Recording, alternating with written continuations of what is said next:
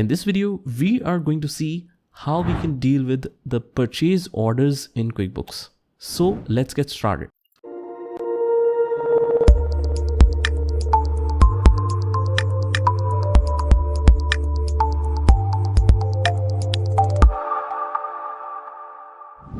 Now the next transaction is of 17 January 2024 and it says raise purchase order to Mr. Shahid. Order number is 49. So we have placed a purchase order with our vendor. So let's enter. I'll go to the vendor section and click on purchase orders. Now you will notice that all of the templates exactly look the same. So it's very easy to use. So let's enter in vendor. We will enter Shahid. And if you are shipping to some customer directly, you can click on drop ship to, and this vendor will deliver directly to that customer. Order is of 17 January 2024. So 17 January.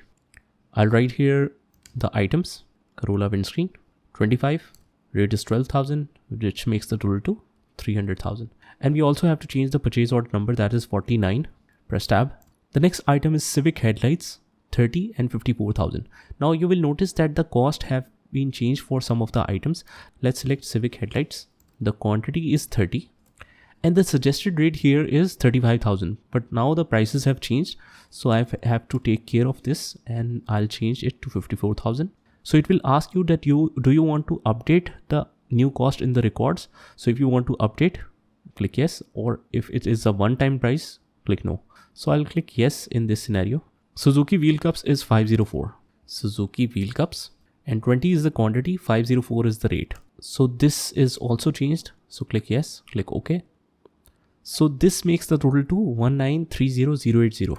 300,000, 16, 20,000 and 10,000. All good. Now let's enter save and close. Now since this is a purchase order, it will not affect our accounts. It will not have any impact on the financial entries. So let's click save and close. So guys, this is how you enter the purchase order in QuickBooks.